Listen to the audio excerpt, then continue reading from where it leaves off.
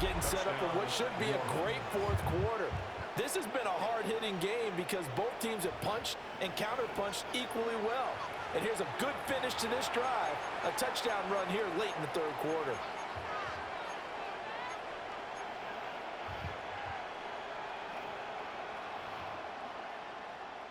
Now the Saints offense will remain on the field and go for two.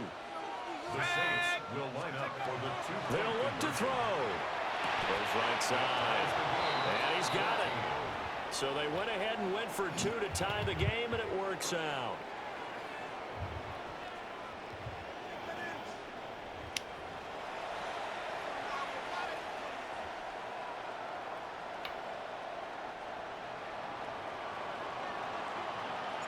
This one tied at 14 now as he sends this one away.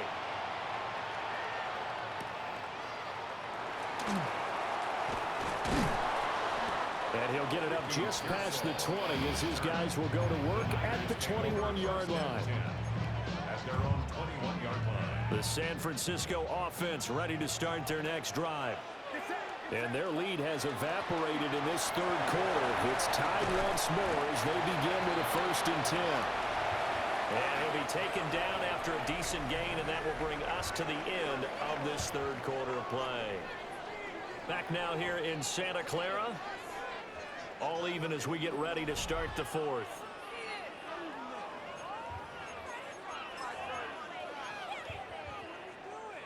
From the 25, here's 2nd and 6. And they'll send the tight end in motion here. Another run with McCaffrey on 2nd down. Call it a gain of a yard, and it's going to bring up 3rd and 5. This is what happens sometimes when you abandon the running game. It's hard to get back to it because once guys get out of that mentality of firing out and hitting people, hard to get them started again occasionally.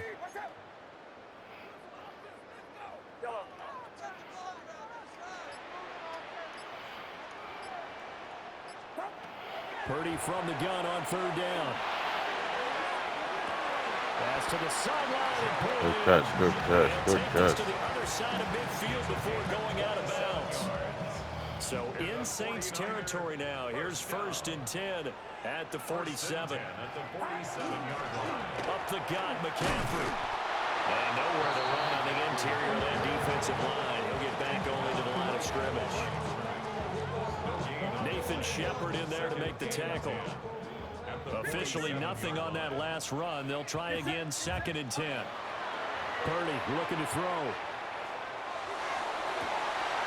And this is going to be intercepted. Let's go. Forgot about me in that air threat. But not all interceptions are created equally, and that is a big one here in a tie ball game in the fourth quarter. And Brandon, when games are this close, it usually comes down to the team making the fewest mistakes, and that was one of our mantras back at Tennessee. Coach Major said all the time, the team making the fewest mistakes will win. You've got to cut those down to give yourself an opportunity. Well, partner, I know this type of running back. I mean, this size, this intensity usually gets better as the game goes on. I can just tell you from experience, the first few quarters, oh, you're eager. You come running up there, I'm going to tackle this guy. By the fourth quarter, you're coming up and thinking about it. And D-line wearing down fourth quarter. Yeah, that's not a guy they want to see consistently. Getting down to the good stuff. All tied with 2 minutes remaining on EA Sports. They'll come up now. 2nd and 9.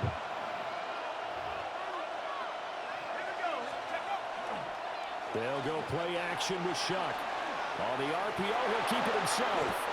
One thing that makes him so tough in these 2-minute drills, you got to take into consideration he's mobile. And that's a big plus for him, but he also has to be careful with that mobility. Sometimes getting rid of the ball and stopping the clock is more important than running around and maybe taking a sack. On 3rd and short, they'll try and pick it up through the air. And he'll be Let's go. Down, but he does have 1st down yardage. Let's go. And that's understanding where the markers are, because it's not just running to them.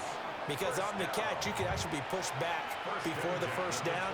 It's getting past it and allowing that opportunity to drift back towards the 1st down line and still having picked it up. Really well run. Plenty of time. All 3 timeouts still remain. Here's 1st and 10 now. Here we go. They'll give it up the middle to Miller.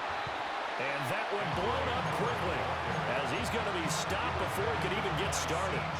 That's a really alert defense there because they saw the heavy look come in from the offense, countered it with extra linebackers who brought a little bit of speed and heft, and able to really make a big-time play for their defense. Here comes 2nd down. 60 Bison, 60 Bison.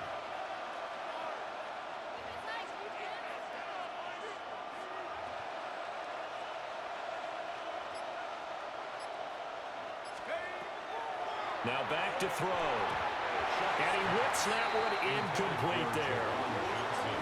Now we're in the situation where the quarterback's got to take full charge of his huddle. Got to totally command it, make sure all eyes are on him.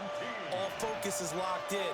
Going to call multiple plays and go over different situations and scenarios to make sure everyone is on the same page. This crowd turning up the decibel level. It's 3rd and long.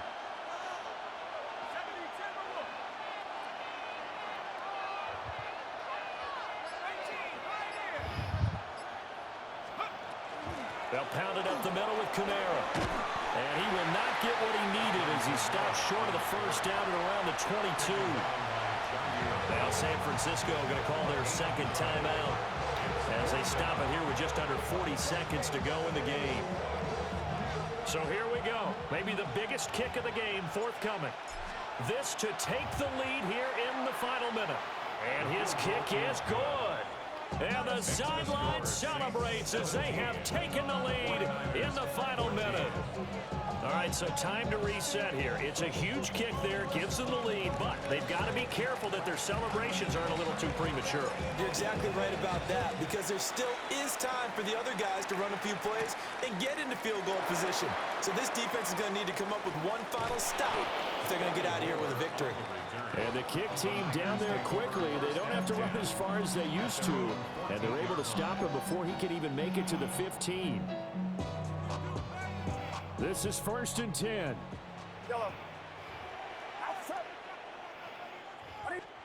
To throw is Purdy. That's caught downfield by Kittle. And he's going to get out of bounds with the 1st down. So an ideal set of circumstances there. They move the chains, and they save that final timeout. 1st and 10 at the 41-yard line. Get set, get set. Here's Purdy to throw. Oh, and that is incomplete. Another throw there off the mark, and obviously he's battled all of the interceptions. Things just haven't been true to form for him. I don't know. What do you think's going on out there, CD? That's a great question, and my suspicion is he's been coached really well to not show that he's having a problem. You know, they always tell you no matter what, you keep throwing the football with confidence. Well, we're not seeing. Oh, and that's going to sabotage their comeback plans. It is intercepted. Let's go. Good game, bro. And the Saints have just about sewn up this football game. I think you and I were a little surprised back earlier in the game when he threw his 2nd interception. I mean, who would have thought a quarterback of his caliber picked now 5 times? It's beyond stunning Defense to me off the chain. because we're used to that with maybe a quarterback with less experience or less talent. But a quarterback of his caliber, I can't believe what we've just seen. Absolutely. If you would have told me this coming into the ball game, I would have said never, not in a million years. But here we go.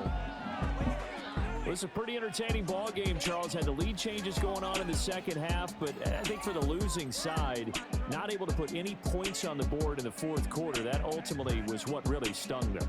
And you know what puzzled them during the game? It's going to puzzle them even more when they go back, watch tape, and try and figure it all out. Did they not make the proper adjustments, or were they just outplayed? They'll have to figure that out and get ready for their next one. So for Charles Davis and our entire crew, I'm Brandon Gaudin. Next game, guess what? Charles and I will be here again. It's the NFL on EA Sports.